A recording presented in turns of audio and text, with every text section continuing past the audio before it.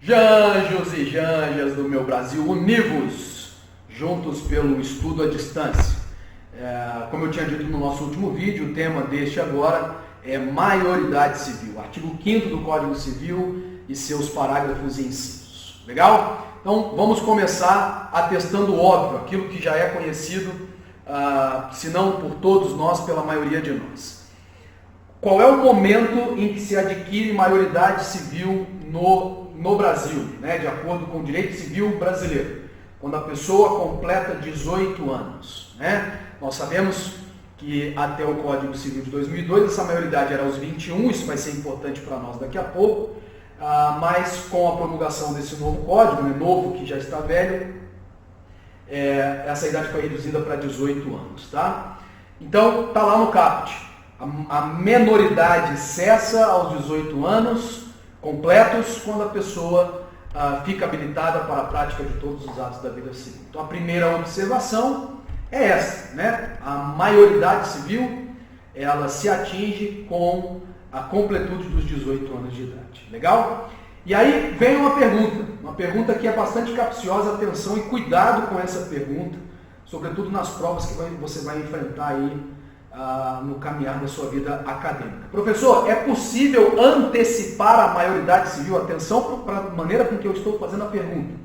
É possível antecipar a maioridade civil? E a resposta é absolutamente não. Não é possível antecipar a maioridade civil. Tá? A maioridade civil só se atinge aos 18 anos. Professor, mas e a emancipação?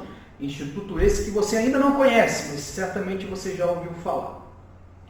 A emancipação, galera, não antecipa a maioridade. A maioridade está definida em lei e ela só se atinge aos 18 anos. A emancipação antecipa os efeitos da maioridade. Tá? Então, observe isso aí, anote isso aí no seu caderno. O efeito da emancipação não é a antecipação da maioridade, sim a antecipação dos efeitos da maioridade.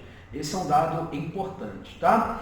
E aí eu faço uma observação, né, pela nossa experiência, que em sala de aula essa dúvida sempre surge. Atenção para o que nós estamos estudando, eu sempre brinco com isso em sala de aula. Nossa disciplina se chama Direito Civil. Então, todos os efeitos da emancipação que nós passaremos a estudar agora são efeitos civis. Deixa eu ser um pouco mais claro, professor, se eu for emancipado aos 16 anos de idade, muita gente conhece essa situação, eu posso ir para a balada e encher o caneco de corote, Chernobyl? Não, você não pode, porque o consumo de bebida alcoólica não é um ato da vida civil, está regulada por leis que são administrativas. Você é emancipado, né, sempre tem essa paixão do aluno, geralmente no início do curso, pelo direito penal.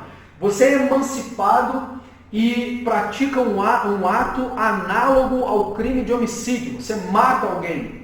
Você responderá por esse crime? E a resposta novamente é absolutamente não. A maioridade penal é uma coisa e a maioridade civil é outra. Então a emancipação, ela só produz efeitos na esfera civil.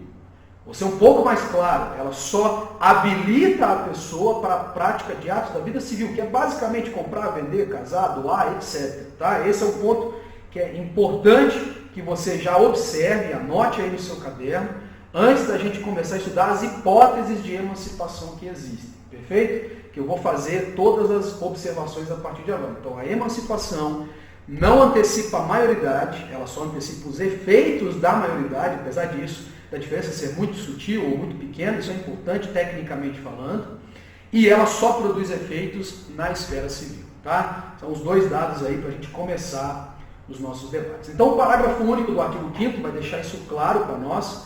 Ele vai dizer, olha, cessará para os menores a incapacidade, né? Ou seja, o efeito da maioridade será o mesmo também para esses menores nas hipóteses previstas nos incisos desse parágrafo único. Atenção para um detalhe, são 5 incisos, mas na verdade são 6 hipóteses, né? Eu vou dividir o inciso 1 em 2 hipóteses e também vou dividir esse estudo em 2 grupos, ou na verdade em 3 grupos. Então comecemos pela primeira hipótese, que nada mais é do que o primeiro grupo, que a gente vai chamar de emancipação voluntária. Por que o nome dela é emancipação voluntária? Porque neste caso, segundo a primeira parte do inciso 1 do parágrafo único do artigo 5º do Código Civil, os pais e, na falta de um deles, como assim falta? Falta é a morte de um dos pais, inexistência de um dos pais, por exemplo, só existe o pai ou só existe a mãe, né? Ou decretação de ausência, né, que você vai estudar isso mais adiante no seu curso. O pai ou a mãe está ausente, aí pode ser só um deles.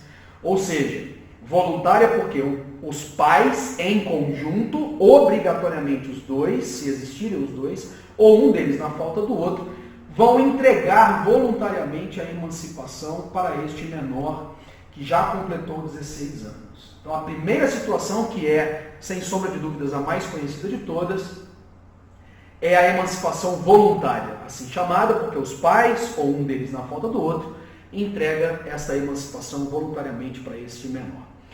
Como se dá esta emancipação? Jorge, como eu faço para emancipar o meu filho? Ou eu, que tenho 16 anos, quero ser emancipado. De que maneira eu posso conversar com os meus pais? Ou quais são as atitudes que meus pais têm que tomar? Os pais procuram o serviço notarial, né, o cartório de pessoas naturais, onde está registrado o nascimento daquele menor, e faz averbar na certidão de nascimento a entrega desta emancipação, tá?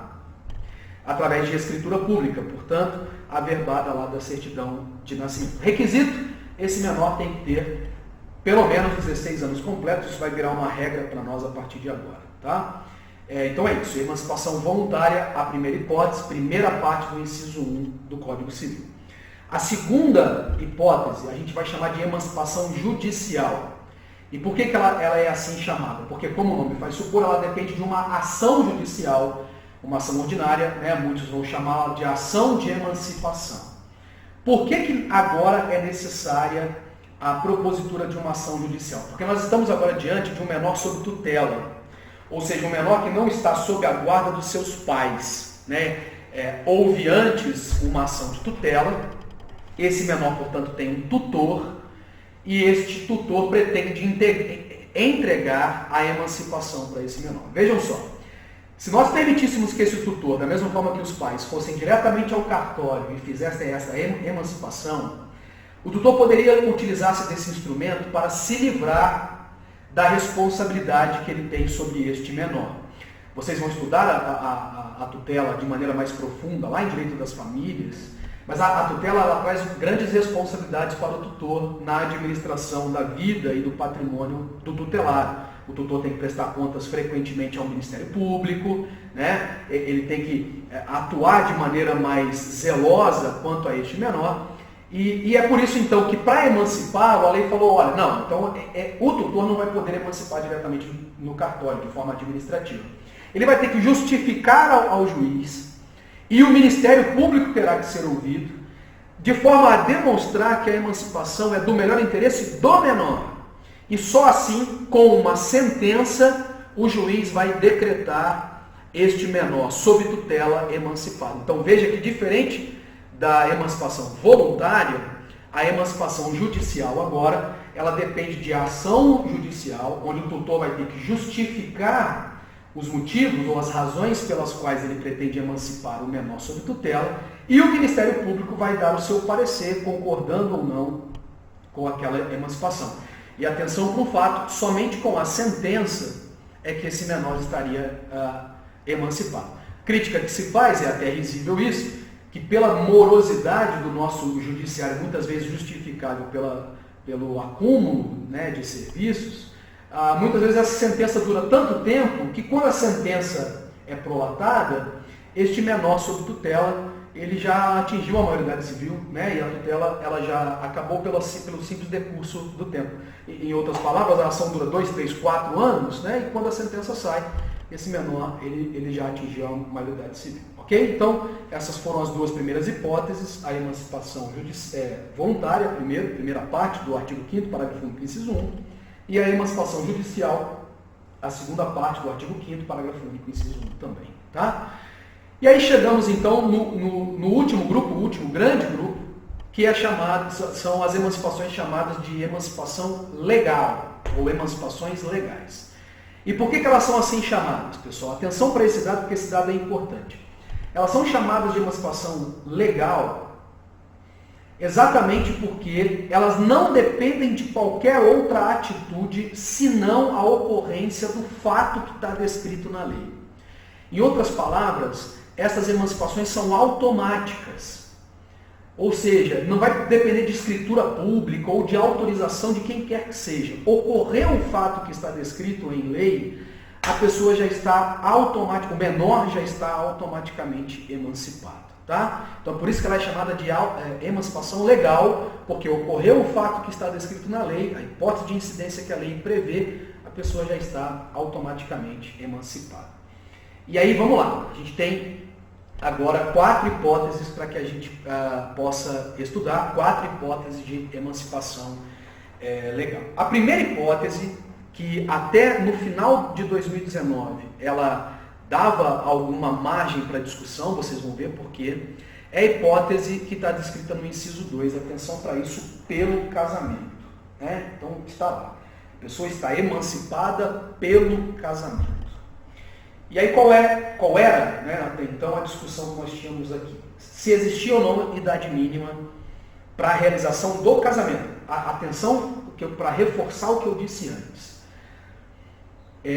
Ocorrendo o casamento, a pessoa está automaticamente emancipada. Tá? A discussão, então, que a gente fazia era, e aí, tem idade mínima para se casar? Isso vai fazer, essa pergunta nos remete à previsão do artigo 1517 do Código Civil, então tenha um tempo aí para ir lá para o artigo 1517, tá? E 1520 do Código Civil. Repito, para que vocês tenham tempo de alcançar esses artigos, 1517 e 1520 do Código Civil. Né? Esses dois artigos vão discutir essa questão da idade núbil.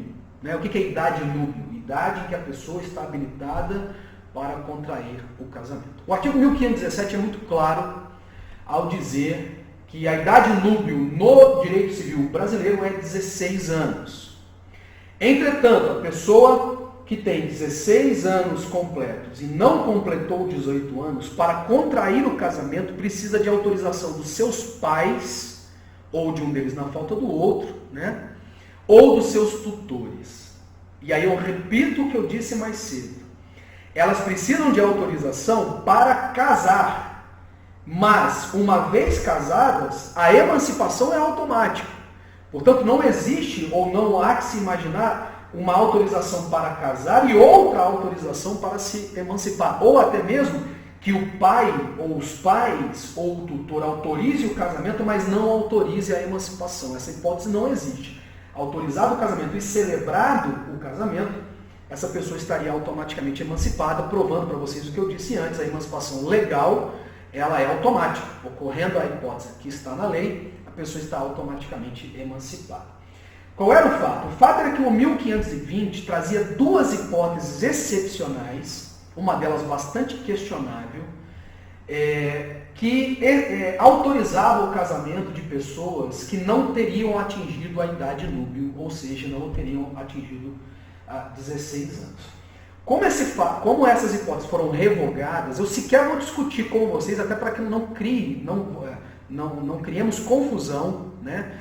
Quais eram essas hipóteses? Essas hipóteses não importam mais, elas não existem mais, porque hoje, por uma alteração realizada no final de 2019, o seu vadimécum, inclusive, pode estar até desatualizado, é importante você checar lá no site do Planalto, a versão atualizada do Código Civil.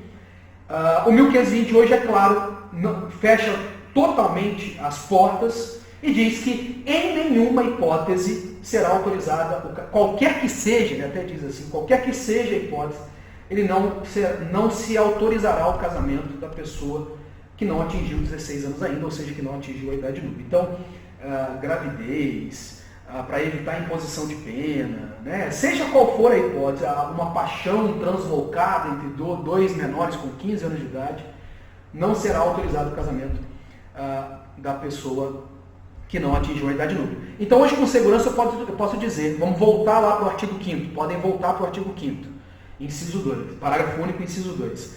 Existe idade mínima, atenção para isso, existe idade mínima para se emancipar pelo casamento? De forma indireta, hoje existe, porque o 1517, conjugado com o 1520, diz que para se casar, a pessoa precisa ter pelo menos 16 anos e que nenhuma outra hipótese se autoriza o casamento antes dessa idade. Então, indiretamente, eu tenho idade mínima para se emancipar pelo casamento, porque para casar eu preciso ter pelo menos 16 anos. Ok? Então, a primeira hipótese de emancipação legal foi essa, a emancipação pelo casamento. Passemos para a segunda hipótese, a hipótese do inciso 3, que diz assim: pelo exercício de emprego público efetivo. Pelo exercício de emprego público efetivo. Outra emancipação legal, inclusive que aconteceu comigo, então eu vou narrar um pouquinho da minha experiência para que vocês entendam. Né? Primeiro ponto, pessoal, é o seguinte: o Código Civil ele cometeu um deslize, ele não domina, né, as expressões técnicas lá do direito administrativo. Ele usou a expressão emprego público, né? Emprego público. Atenção para um detalhe aqui, vocês vão estudar direito administrativo ao longo do seu curso, mas muitos de vocês não conhecem ainda essa disciplina.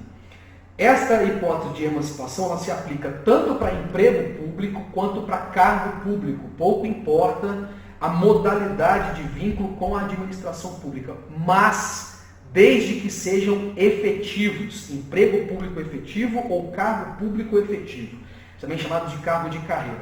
Jorge, como é que eu faço para saber se o emprego público é efetivo? Tecnicamente você teria que olhar na lei daquele cargo ou daquele emprego. Mas basicamente são aqueles cargos ou empregos que dependem de concurso público. Atenção, não é processo seletivo simplificado. Concurso público de provas ou provas de títulos, segundo o 37 da Constituição. Então é efetivo aquele emprego público que você, ou cargo público, que você prestou o concurso, né, foi aprovado, nomeado e tomou posse. Tá? E aí, segundo o Código Civil, você estaria automaticamente emancipado. Sempre surge a seguinte dúvida: Jorge, mas para fazer concurso público tem que ter 18 anos de idade, então essa hipótese de emancipação ela não é aplicável, né? Ela não tem nenhuma aplicabilidade prática. Pessoal, isso é verdade no âmbito federal, porque o artigo 5º da Lei 8.112 de 90, ela vai dizer, e na verdade falando só dos cargos públicos, né? Ela vai dizer que para os servidores públicos a exigência para a investidura em cargos públicos federais, sejam efetivos ou em comissão, é a idade mínima de 18 anos. Né? Então, para os cargos públicos federais, realmente essa hipótese não tem mais aplicabilidade desde 2002. Mas acontece que nos âmbitos estaduais e nos âmbitos municipais, essa regra pode ser diferente, né? Você vai aprender isso mais aprofundadamente lá em direito administrativo. E atenção por um detalhe: qual é a idade mínima que uma pessoa no Brasil pode trabalhar? Lá no artigo 7º da Constituição. Né? Atenção, 16 anos de idade, né? Desde que não insalubre, não noturno e que não choque com as atividades estudantis dessa pessoa. Então, no Brasil, professor, mas com 14 anos já pode trabalhar. Não, com 14 a 16 anos nós temos a autorização excepcional do menor aprendiz, que não pode ser considerado trabalho, né? Uma técnica de aprendizagem. Então, estou falando de trabalho mesmo, né? A Constituição deixa isso muito claro a partir dos 16 anos de idade. Então, nada impede que um concurso público no Estado, ou mesmo na Federação, na União, para emprego público, por exemplo, ou um concurso público no município, preveja lá um cargo, por exemplo, um cargo de assistente administrativo, e diga lá no edital que a idade mínima para investidura naquele cargo ou emprego é 16 anos. Né? Eu me lembro de um concurso para a CEMIG, nos idos de 2008 ou 2009, que eu tive um aluno num cursinho preparatório que estava se preparando para o cargo de assistente administrativo, e nesse edital a idade mínima requerida, né, para a investidura nesse cargo é 16 anos. Esse aluno, inclusive, estudou comigo, passou e tomou posse, trabalha desde os 16 anos na CEMIG. Então, imaginando essa situação, a pessoa tomou posse foi investida, tomou posse e entrou em exercício, eu vou discutir isso com vocês daqui a pouco, ela estaria automaticamente emancipada, não dependendo de escritura pública ou de autorização de qualquer que seja. Aí você pode me perguntar assim, Jorge, mas como é que essa pessoa faz para provar a sua emancipação? Ora, a publicação no Diário Oficial do seu ato de exercício, de entrada em exercício, é suficiente. O contra-cheque dessa pessoa é suficiente. Foi essa situação que aconteceu comigo uma vez, só para vocês acompanharem. Meu primeiro emprego público, eu tinha 18 anos de idade, foi na Caixa Econômica Federal, e eu tomei posse no ano de 2001. E até então, na época, a maioridade civil era com 21 anos, eu tinha 18, né? E aí foi curioso demais, porque eu resolvi comprar uma moto, né? Moleque não tem nada na cabeça, resolvi comprar uma moto, fui até uma empresa aqui da cidade, olhei a moto, escolhi a moto e tal, e aí o vendedor disse assim, então beleza, né? Tá escolhido, traga o seu pai aqui. Aí eu falei, por quê? Você quer conhecer o meu pai? E aí ele falou, não, porque como você é menor, seu pai tem que autorizar. Eu falei, não, mas eu sou emancipado, atenção. Ele disse assim, então beleza, então me traz lá a sua certidão de nascimento com a verbação da emancipação, que está tudo certo. Eu falei, não, a minha emancipação está na sua mão. Ele estava com o meu contra-cheque na mão. E aí ele já assustou, né? Não conhecia essa situação, como muitos de nós não conhecemos. Aí ele falou assim, mas como assim, né? Eu, estudante de Direito há pouco tempo, disse, olha, de acordo com o artigo 5º, parágrafo único, inciso 2 do Código Civil, inciso 3, do exercício de... E o cara ficou maluco, né? Ele subiu, ele ligou para São Paulo, e não sei o que lá e tal. E aí, meia hora eu escolhendo o capacete lá, né? E teve um problema com o tamanho do capacete. E aí com o capacete na mão já, né? O maior de todos, ficar naquela modalidade de cobre o queixo, deixa a nuca de fora, cobre a nuca, tapa a visão. O vendedor veio para mim e falou assim, olha, o seu contrato vai ter que ser um contrato especial, vai vir para São Paulo, vai vir de São Paulo, então volta amanhã. E eu fui para casa igual um Power Ranger, segurando capacete de ônibus, provando que a sociedade não conhece essa situação, essa hipótese, né? Hoje em dia, de verdade, mais rara, né? A maioria dos concursos existe 18 anos, mas pela explicação que eu fiz, ainda pode acontecer. Então, exercício de emprego público efetivo, atenção para isso, cargos comissionados, contratos temporários não provocam este efeito, tá? Então tá lá o inciso 3. O inciso 4 diz, e aí, portanto, tem idade mínima, né? No mínimo 16 anos, que é a idade mínima para se trabalhar de acordo com a Constituição. O inciso 4 vai dizer, pela colação de grau em curso de ensino superior. Aqui, basicamente, né, sem muitos comentários, então a pessoa que colou grau de ensino superior antes de 18 anos, ela já estaria automaticamente emancipada. Vejam, automaticamente a prova da emancipação seria o diploma, né, que é uma escritura pública até, e sem necessidade de autorização de quem quer que seja. Aí você vai dizer, Jorge, mas é muito raro uma pessoa colar grau antes de 18 anos de idade. Galera, nós temos que lembrar que já há algum tempo nós temos a previsão dos cursos tecnólogos, cursos que têm duração de 1 ano e meio, 2 anos. E muitas pessoas, pais, né, têm hábito de avançar o seu filho o máximo que consegue lá no ensino médio. Então, se você imaginar uma situação de que uma pessoa concluiu o ensino médio com 15 anos de idade e fez um curso tecnólogo, né, e o tecnólogo ele equivale ao curso superior, essa pessoa com 17 anos estaria com a colação de grau em ensino superior concluída e estaria automaticamente emancipada. Há algumas críticas nessa previsão do Código Civil, porque o avanço intelectual de uma pessoa não significa consciência do mundo que o cerca, vocês certamente compreendem isso. Às vezes nós temos pessoas muito inteligentes, tecnicamente falando, mas sem nenhum traquejo na vida social. Entretanto, o Código Civil equiparou as duas coisas e disse, portanto, que quem colou grau em ensino superior estaria automaticamente emancipado também. E aí chegamos na famigerada hipótese, a última hipótese de emancipação legal, que é a hipótese do inciso 5. Essa eu vou ler para que vocês vejam 2 requisitos importantes aqui.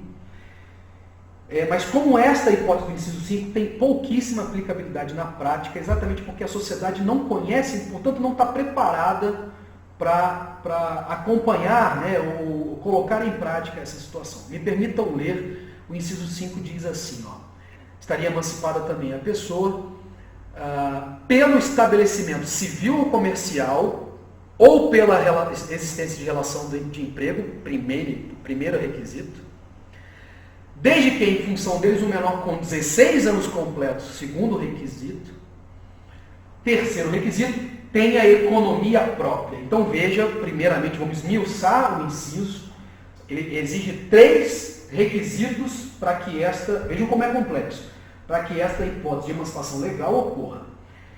Que o menor estabeleça estabelecimento civil ou comercial, ou desenvolva relação de emprego. Primeira hipótese. Somado a isso, que ele tenha 16 anos completos e que, com isso tudo, ele tenha economia própria. Então, vamos explicar cada um desses requisitos. Primeiro, estabelecimento civil ou comercial ou relação de emprego.